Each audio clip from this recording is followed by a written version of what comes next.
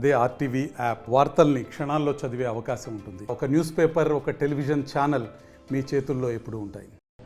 కరీంనగర్ జిల్లా మానకొండూరు మండల కేంద్రంలో ఉన్నాం. ప్రస్తుతం మనం చూస్తున్నాం ఎలుగుబంటి గత 3 గంటల నుంచి హల్చల్ చేస్తుంది. ఇక్కడంతా కూడా స్థానికుల అందరూ కూడా ఆసక్తిగా ఎదురు చూస్తున్నారు. మొన్నటికి మొన్న సిరిసిల్లలో ఒక వ్యక్తి మీద అటాక్ చేసింది. తరచూ వన్యప్రాణులు గ్రామాల్లోకి వస్తున్నాయి. దీనికి సంబంధించి పటిష్టమైన చర్యలు తీసుకుంటున్నారు. ఒకసారి రేకుర్తి ఏరియాలో, టవర్ ఏరియాలో సైతం సంచరించి హల్చల్ చేసినటువంటి పరిస్థితి. ఫారెస్ట్ అధికారులు సైతం రంగంలోకి దిగారు. మనతో రాజేశ్వరరావు సార్ ఉన్నారు, ఫారెస్ట్ డిపార్ట్మెంట్ సంబంధించి. ఎట్లా చూడొచ్చు, ఇది మీకు సమాచారం ఎప్పుడు అందింది, ఎలాంటి చర్యలు తీసుకుంటున్నారు? మార్నింగ్ 7 o'clock అందింది. అందువల్ల ఏంటైనా వచ్చినాము.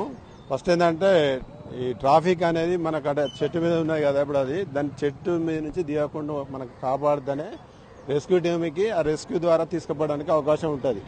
ఇట్లా పబ్లిక్ వచ్చి డిస్టర్బెన్స్ చేస్తే మాత్రం మనం దాన్ని రెస్క్యూ చేయలేము. ఇబ్బంది అవుతుంది, అందరికి ఇబ్బంది అవుతుంది. దయచేసి అందరూ సహకరించగలరని ప్రజలకు మీ మీడియా ద్వారా తెలియజేస్తున్నాం. ఎందుకంటే మొన్న సైతం ఒక అగ్రెసివ్ గా ఉన్నది కొంత ఎలుగుబంట్లు ఈ మధ్య కాలంలో. ఇప్పుడు ఎండాకాలం వస్తుందంటే చాలు గ్రామీణ ప్రాంతాలకు వస్తాయి, ఆహారం కావచ్చు, నీరు కావచ్చు. ఎట్లా చూడచ్చు అది? ఇప్పుడు మనం అంటే జనరల్గా ఏంటంటే వాటి స్థావరాలను డిస్టర్బెన్స్ చేయకుండా ఉండాలి, అది ఫస్ట్ పాయింట్. కానీ ఇప్పుడు అంతా కూడా గ్రానైట్ గుట్టలు ఉన్నాయి, ఎక్కడికక్కడ క్రషర్స్ ఉన్నాయి, ఫారెస్ట్ డిఫారెస్ట్. ఇప్పుడు మన ఇక్కడ ఫారెస్ట్ కాకుండా మెయిన్ ఏంటంటే ఈ గుట్టల ప్రాంతంలో కూడా ఉండడానికి అవకాశం ఉంటుంది.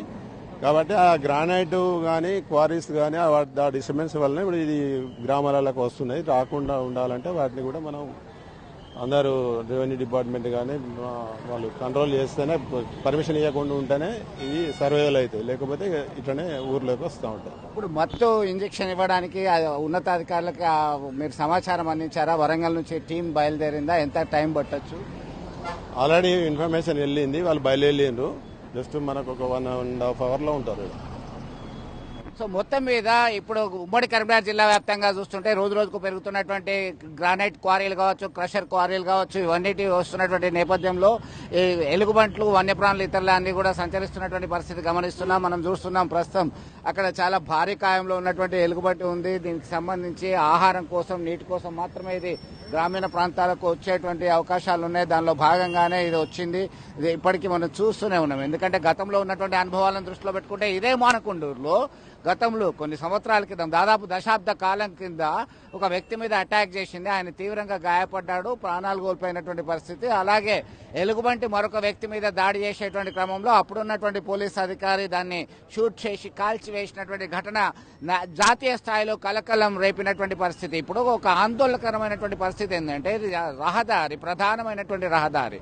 ఇటు కరీంనగర్ ఖమ్మం రహదారిలో ఉన్నాం మనము. ప్రస్తుతం పైన ఉన్నటువంటి దాన్ని అట్లనే ఉంది, దాన్ని కిందకి దిగకుండా ఉంచడమే తమ బాధ్యత అంటున్నారు. ఫారెస్ట్ డిపార్ట్మెంట్ వాళ్ళు వచ్చారు, అలాగే యానిమల్ హస్బెండరీ డిపార్ట్మెంట్ వాళ్ళు కూడా చేరుకునేటువంటి అవకాశం ఉంది. కొద్ది గంటల్లోనే, దాదాపు 1-2 గంటల్లోనే దీనికి మత్తు ఇంజెక్షన్ ఇచ్చి దీన్ని బంధించి అడవి ప్రాంతంలో వదిలిపెట్టడానికి పక్కా ప్లాన్ తోని ముందుకెళ్తున్నటువంటి పరిస్థితి అయితే మనం గమనిస్తున్నాం.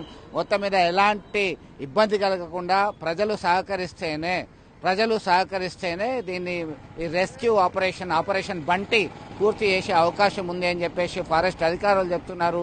ఇక్కడ ఉన్నటువంటి ప్రాంత వాసులంతా కూడా ఒకంత ఉత్కంఠగా, భయాందోళనతో గమనిస్తున్నటువంటి పరిస్థితి చూస్తున్నాం. To Hyderabad studio. మరిన్ని వీడియోస్ కోసం ఛానల్ ని సబ్స్క్రైబ్ చేయండి. లేటెస్ట్ అప్డేట్స్ కోసం వాట్సాప్ ఛానల్ ని ఫాలో చేయండి. అండ్ లింక్ డిస్క్రిప్షన్ లో ఉంది.